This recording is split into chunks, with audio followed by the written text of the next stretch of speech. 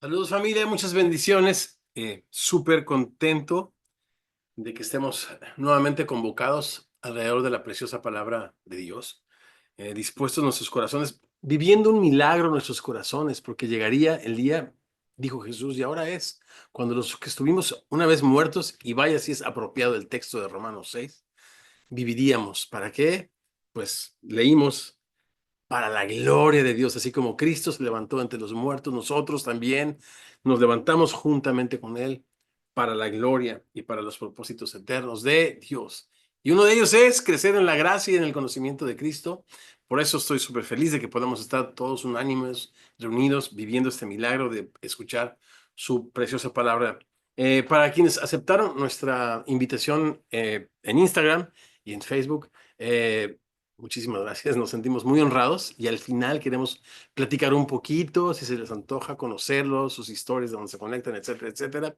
Decirles que como parte de esta enseñanza tenemos un tiempo de conversación donde todos aprendemos de todos. ¿Cómo? Tenemos un par de preguntas de aplicación o reflexión y escuchamos, hay un moderador, vamos a hacer grupos y hay un moderador que nos va a dirigir en esto de cada uno compartir sus perspectivas y que nosotros podamos ser nutridos unos a otros, bendecidos unos por otros.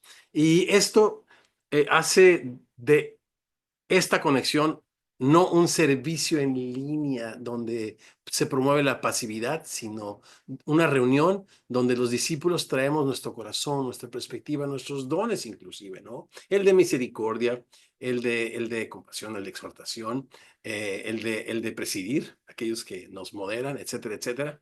Y somos edificados unos a otros en amor. Entonces, bueno, estamos tratando de reimaginar o de imaginar, porque no sé si se había hecho antes, cómo sería una reunión cristocéntrica que conservara el espíritu de la iglesia del primer siglo en línea. Bueno, pues estamos imaginándolo y parte así que me encanta es este momento donde todos aprendemos de todos. Entonces, muy bien.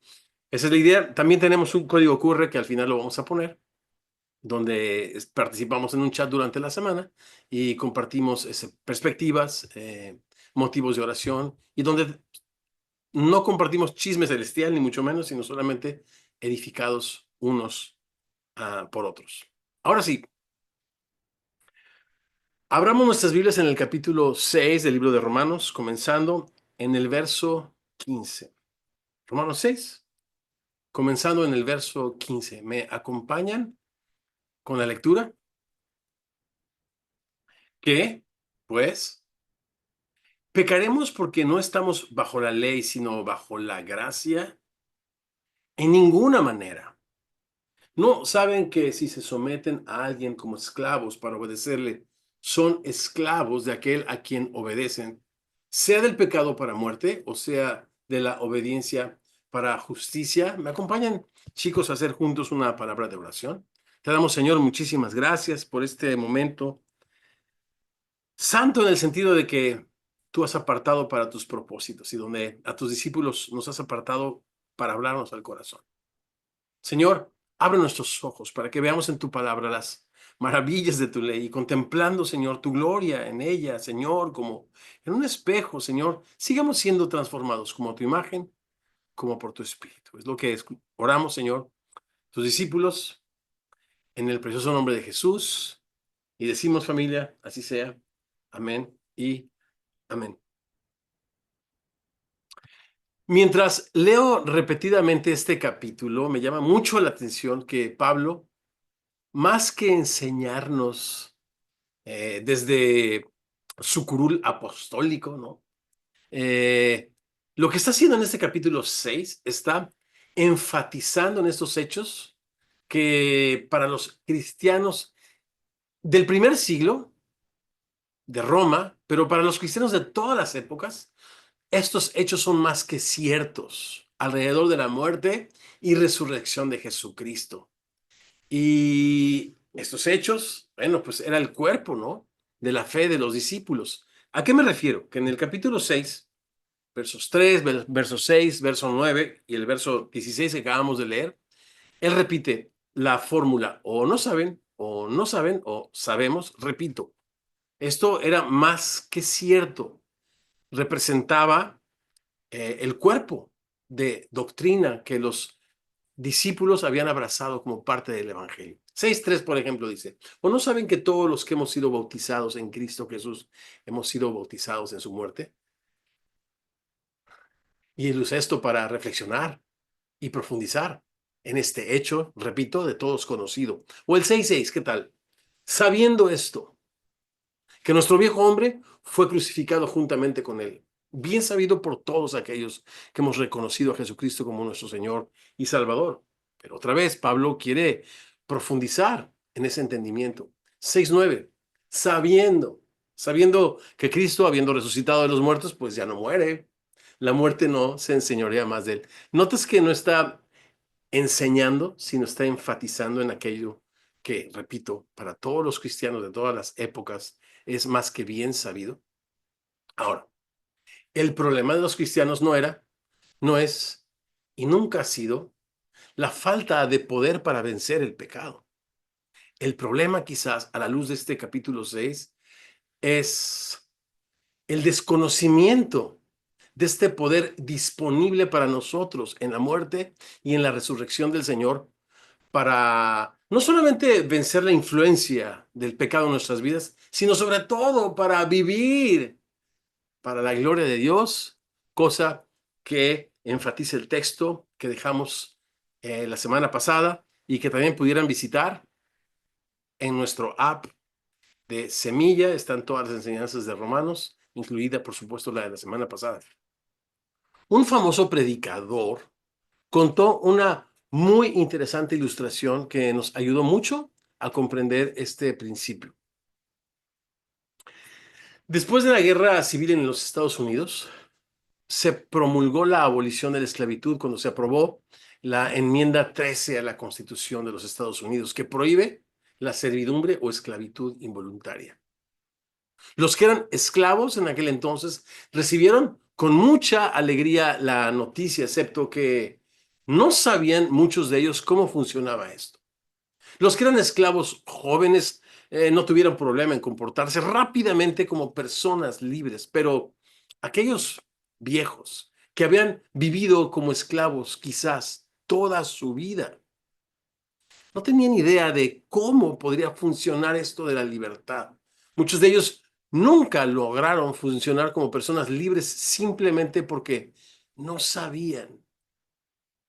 Y sabemos, y no saben, esto de conocer.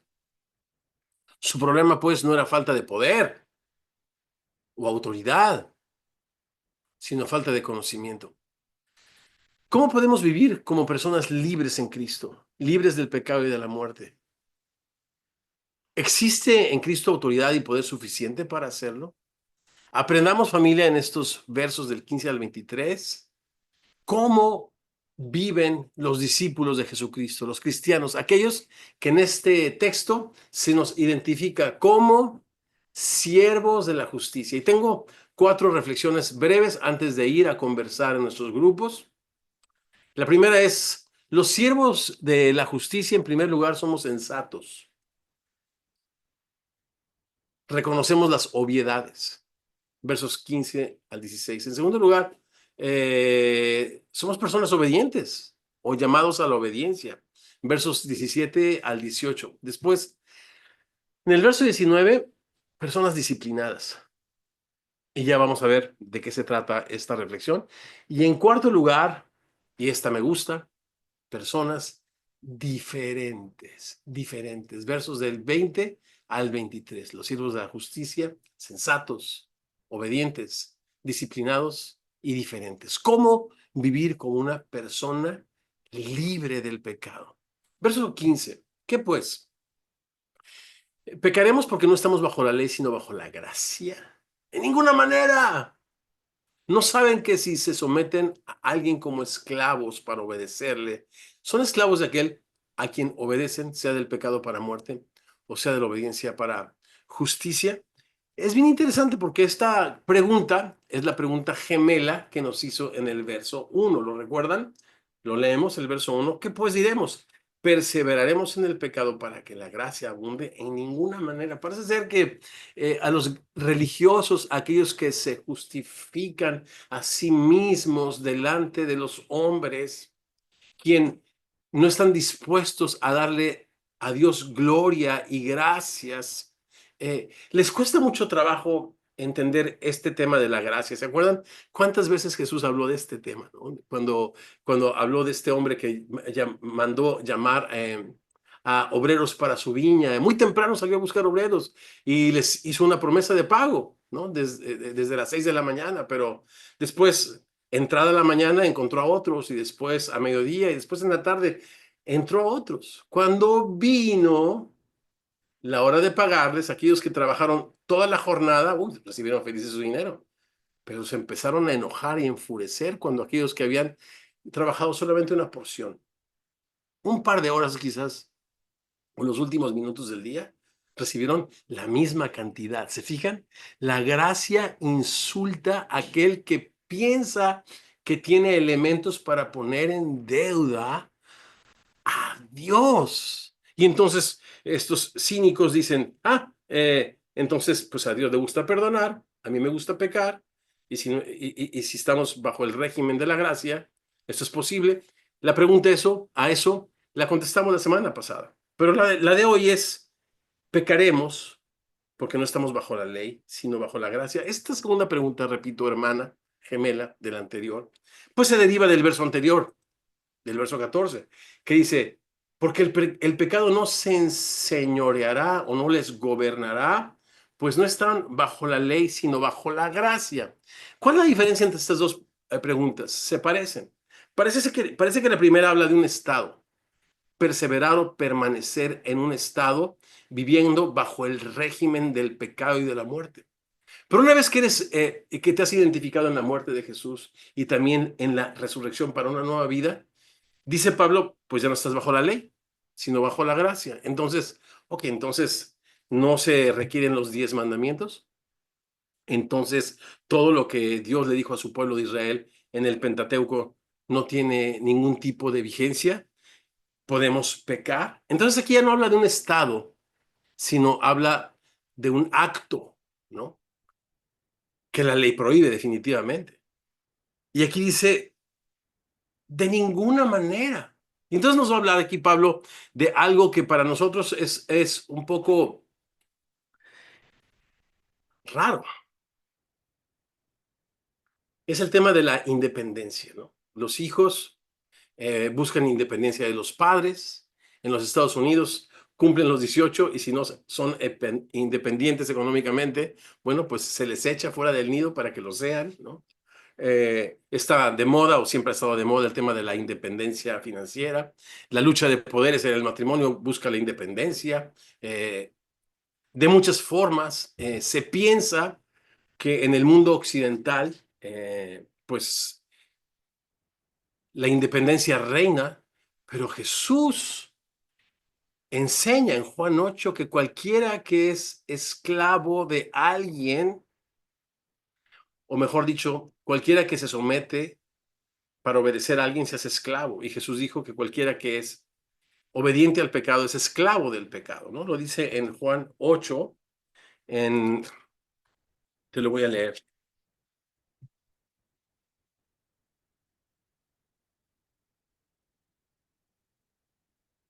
Jesús, verso 34, Juan 8, todo aquel que hace pecado es esclavo del pecado. Y el esclavo no queda en la casa para siempre, el hijo sí. Así que si el hijo te liberta, serás verdaderamente libre.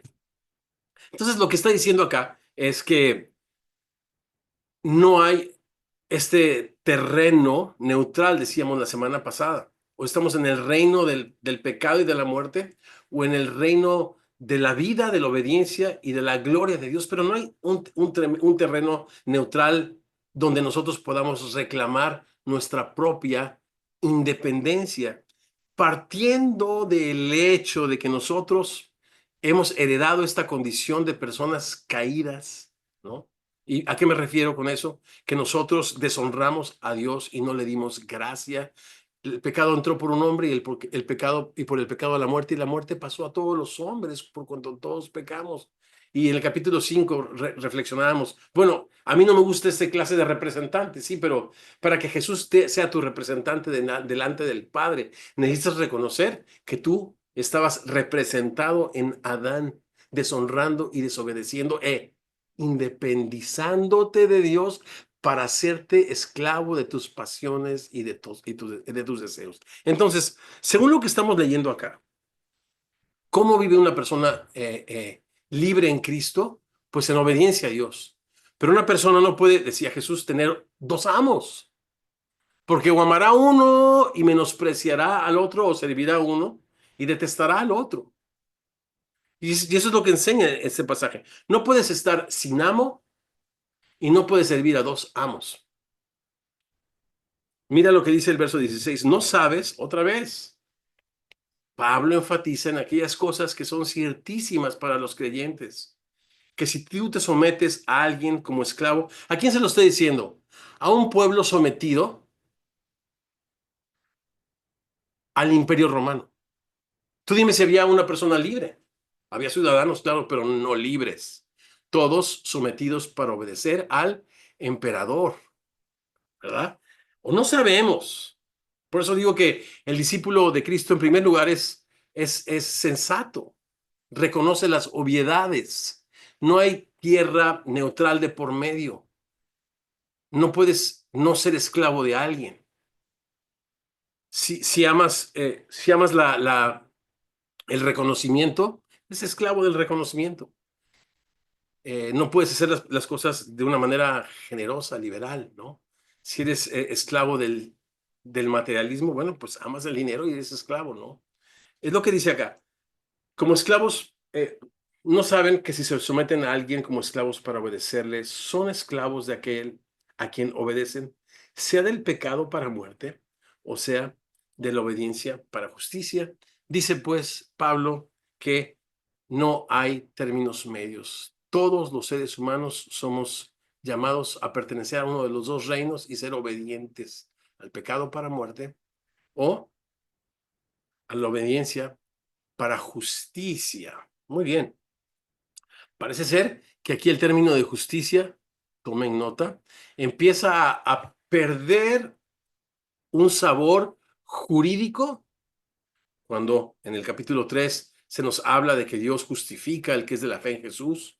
Es una declaración jurídica de que Dios declara justo a una persona delante del juez cuando pone su confianza en Cristo para adquirir tintes morales. Y esta parte de la justicia, esta palabra justicia y este concepto en la Biblia es un concepto muy amplio que nosotros, los cristianos evangélicos, por llamarnos de alguna manera, que hemos recibido mucha enseñanza de la Reforma, y la Reforma, bueno, pues hacía mucho énfasis en este aspecto de la justicia como un aspecto jurídico. De repente dejamos de ver este aspecto, repito, moral. Jesús dijo en Mateo 5:20 que si nuestra justicia no fuese mayor a la de los profetas, ¿no? Y fariseos, no entraríamos en el reino de Dios. Y lo dijo en el Sermón del Monte, donde se nos invita, se nos manda, quiero decir, a amar a nuestros enemigos, a no juzgar a los demás, a ser humildes, amorosos, como nuestro Padre en el cielo es amoroso. Muy bien, empieza a tomar, repito esta palabra, tintes morales y no solamente judiciales. Y dice el verso 17, y esta es mi segunda reflexión. Los siervos de la justicia son obedientes. Verso 17. Pero gracias a Dios que aunque ustedes eran, noten el tiempo de los verbos, esclavos en el pasado del pecado, una decisión obediente de corazón hizo la diferencia. Ustedes han obedecido de todo corazón aquella forma de doctrina a la cual ustedes fueron entregados. ¿A qué forma de doctrina se está refiriendo? No me avergüenzo del evangelio de Jesucristo porque es de Dios para salvación, es poder de Dios para salvación a todo aquel que cree. El telón de fondo de todo el libro de Romanos es el evangelio de Jesucristo.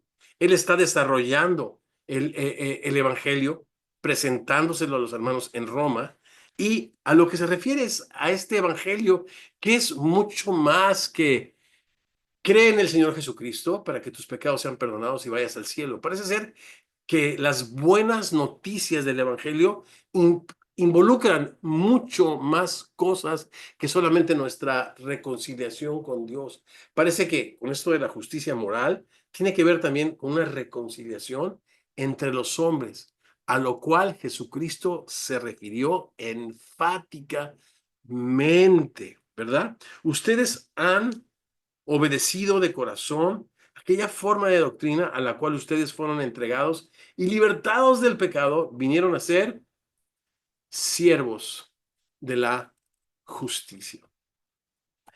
Me gusta pensar que en los términos que también Pablo le habla a Timoteo, dice, si alguno no se sujeta a las sanas palabras de nuestro Señor Jesucristo y a la enseñanza, a la doctrina que es conforme a la piedad. Y la piedad es Él, según también las cartas de Pablo a Timoteo. En otras palabras, esta forma de doctrina tiene que ver con el mensaje del Evangelio del reino de Dios, que tiene, por supuesto, un aspecto horizontal, pero también un aspecto vertical, donde los cristianos que portamos la imagen de Dios, que ahora con Cristo, con el Espíritu Santo derramado y su amor derramado en nuestro corazón, ahora nos gloriamos en la esperanza de la gloria de Dios que será manifestada en y a través de nosotros a toda su creación. Entonces estemos pendientes porque estos temas los está desarrollando y dónde van a agarrar, dónde van a cobrar un clímax increíble, pues en el capítulo 8. Tercera reflexión, disciplinados, y quiero tomar un tiempo acá, miren el verso 19. Hablo como humano por vuestra humana debilidad, que así como para iniquidad presentabas tus miembros para servir a la inmundicia, ¿no? Nos organizábamos para ir en mis tiempos, ¿verdad? A las discotecas o al bar. Así como éramos disciplinados para presentar nuestros miembros para servir a la inmundicia y a la iniquidad, de la misma manera, con esa disciplina, con ese entusiasmo. O sea, el cristiano no es una persona apática o una persona llena de prohibiciones, es una persona que se presenta a sí mismo y sus recursos y sus miembros para servir y glorificar a Dios en todo lo que dice, en todo lo que hace, en todo lo que emprende. Y esto lo dice así, presentamos nuestros miembros para servir a la inmundicia antes, así ahora presentamos nuestros miembros para servir a la justicia. Y yo me puse a pensar, a ver, Pablo, me encanta, pero me gustaría que en medio de esta argumentación me dieras un ejemplo. Y pensando en esto, me acordé que él es una persona, o se presenta así en la palabra de Dios, altamente disciplinada. ¿Qué significaba para Pablo presentarse como un instrumento de justicia a Dios? Veamos el capítulo 1 en los versos 8 al 10. Mira cuántas cosas que tienen que ver con hábitos espirituales, disciplinas espirituales.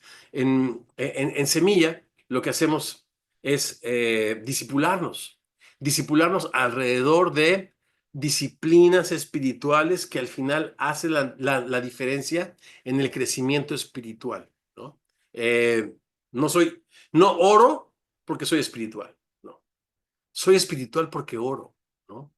No, no, no gano almas porque soy espiritual, no, al revés. Me disciplino a ganar almas y por eso podemos reflejar a Cristo. Mira el verso 8. Primeramente doy gracias a mi Dios mediante Jesucristo con respecto a todos ustedes de que su fe se divulga por todo el mundo, porque testigo me es Dios, a quien sirvo en mi espíritu en el Evangelio de Jesucristo. En otras palabras, un discípulo causa y efecto. Decía Jesús, vengan en pos de mí, serán pescadores de hombres. O sea, este concepto de ir a una iglesia a calentar una banca no es de lo que la Biblia habla acerca de un discípulo cristiano. Por eso me refiero a disciplinas espirituales, compartir tu fe con las personas de tu oficina, de tu trabajo, de tu familia. Claro que es un acto de amor, claro que es un acto de fe, pero quizás, si no has experimentado esto, pudiera comenzar como un acto de disciplina que después se convierta en ti en una pasión que consuma tu corazón y tu alma. Eso es lo que hacía él. Dice, rogando que de alguna manera tenga al fin, por la voluntad de Dios, un próspero viaje para ir a ustedes, porque deseó verles para confirmarles algún don espiritual. No deseaba él para ser confortado. Claro que como parte del cuerpo de Cristo, él tenía la expectativa de ser mutuamente confortado, pero como discípulo de Jesucristo, siempre tenía en su corazón el deseo de dar, de servir y de usar sus miembros, sus dones, sus recursos para la gloria de Dios. Y dice, a fin de que sean confirmados, esto es para ser mutuamente confortados en la fe que nos es común a ustedes y a mí. Verso 13, mira, pero no quiero, hermanos, que ignoren que muchas veces me propuse ir a ustedes, pero hasta ahora he sido estorbado. Y dices, pues, ¿cómo fue estorbado? Eh, eh, Al final del libro de Romanos se nos dice que él quería visitarles mucho tiempo antes, pero tenía mucho trabajo todavía que hacer predicando el evangelio. Pero ya cuando llenó todas las ciudades del testimonio de Cristo, entonces sí estoy libre para ir a Roma. Vaya manera de ser estorbado, vaya manera de ser disciplinado. Regresemos a nuestro texto y con esta idea en mente, pensemos a qué se refiere Leo 19. Hablo como humano por su humana debilidad, que así como para iniquidad presentaron sus miembros para servir a la inmundicia y a la iniquidad, así ahora para santificación presenten sus miembros para servir a la justicia. Otra vez, ya no se trata a la justicia como un tema jurídico, sino como un tema moral que tiene que ver con nuestras obras, con nuestro comportamiento. El que dice que conoce a Jesucristo, dice el apóstol Juan, necesita caminar como Él caminó. Y Pablo le vemos muchos momentos de su vida caminando literalmente en las huellas de Jesús. Muy bien. Vamos al verso 20 y ver la última parte antes de ir a conversar. Los discípulos o los siervos de la justicia somos diferentes. Porque cuando eran esclavos ustedes del pecado, eran libres acerca de la justicia.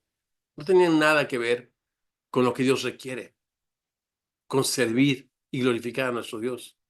Pero a ver, seamos honestos. ¿Qué fruto tenían de aquellas cosas de las cuales ahora como cristianos te avergüenzas? Porque el fruto es muerte. Recuerda un poco cómo era tu vida antes del Señor, cuando te decías independiente, cuando no le dabas cuentas a nadie, cuando nadie te decía qué hacer, cuando te decías dueño de tu mente, de tu cuerpo, de tus recursos, y no sabías que todos ellos habían sido comprados en la cruz del Calvario. ¿Cómo era tu vida? Lamentable, triste, dolorosa, y su fin, ¿qué era? Muerte. Verso 22. Pero ahora han sido libertados del pecado y hechos siervos de Dios. Y tienen por su fruto ¿qué?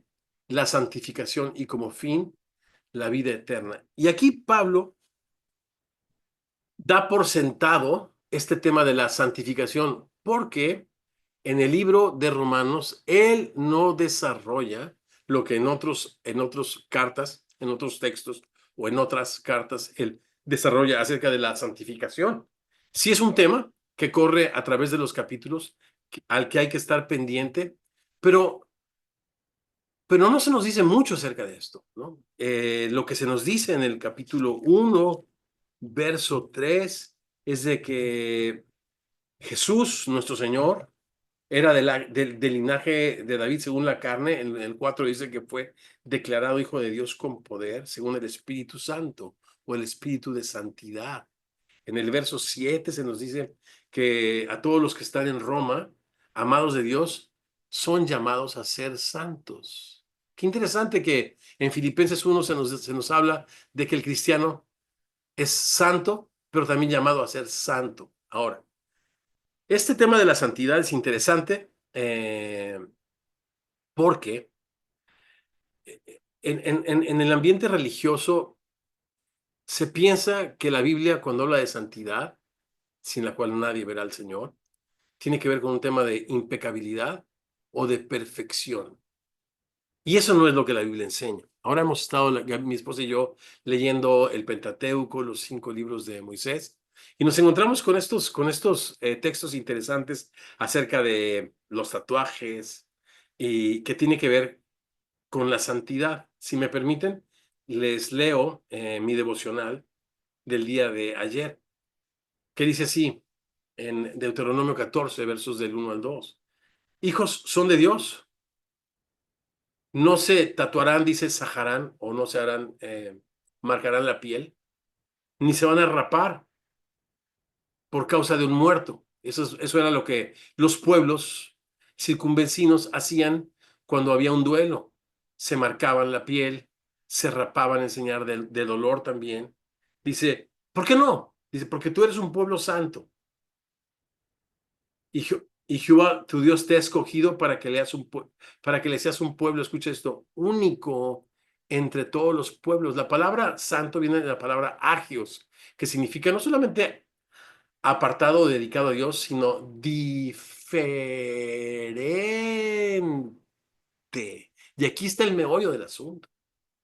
El fruto de presentar nuestros miembros en obediencia al Señor es parecernos cada día más y más a Él y ser diferentes y hacer la diferencia, pero no en nuestros tatuajes, porque pudiéramos tener la piel limpia, pero el corazón lleno de amargura, de resentimiento y de inmundicia, ¿verdad? Ya nos habló en los primeros capítulos acerca de la circuncisión del corazón. Mira lo que yo le respondí en mi devocional de ayer a Dios. Tus hijos somos llamados a ser diferentes, esto es santos, diferente. Diferentes del mundo, apartados para ti. Lamentablemente, el término de santidad lo hemos transformado los cristianos en esa supuesta perfección humana que termina llenando el corazón de orgullo para que los que dicen poseerla se den el derecho de condenar a los que a sus ojos no la poseen. Esos trapos de inmundicia con los que el religioso intenta hacerte su deudor. No, Señor, sino caretas, perdón, no son, sino estas caretas de hipocresía y falsedad, no de santidad. Y después yo le hago una petición al Señor especial que tiene que ver pues con el clamor que seguramente está en tu corazón de ser conformados a la imagen de su santo Hijo. Y eso es lo que nos enseña este pasaje. Dice acá en el capítulo 22 que el fruto de haber sido libertados del pecado y hacernos obedientes de Dios, es nuestra santificación, esto es, hacernos cada día más parecidos a Jesús. Sean ustedes perfectos como vuestro Padre que está en el cielo es perfecto. Jesús lo dijo cuando nos mandó a los discípulos a amar a nuestros enemigos. Ese es el concepto de santidad en la Biblia, ser diferentes. Y sí, en el capítulo 8, en Romanos, la idea progresa y dice que a los que antes conoció también los predestinó para que fuesen hechos conforme a la imagen de su Hijo Jesucristo.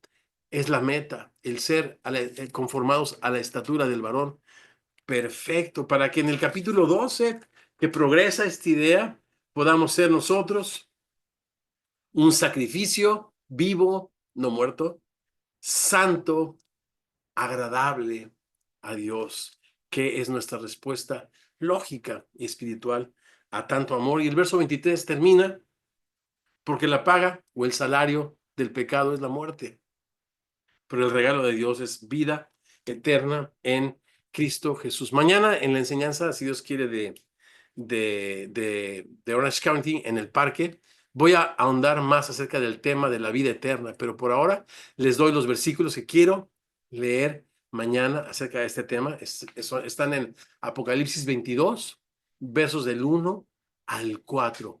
¿Son futuristas o son descriptivos de una realidad presente? El discípulo que es hecho diferente a la imagen de su Salvador, que es no otra cosa sino templo del Dios viviente, llamado a vivir la eternidad desde el día de hoy, vive una realidad presente diferente a lo que ven sus ojos. Apocalipsis 1, versos del 1 al 4, se los dejo de tarea Y mañana, si Dios tiene, si Dios nos presta vida, en la otra enseñanza, pues haremos la conclusión. ¿Les parece que vayamos a conversar y regresamos juntos a tomar la cena del Señor?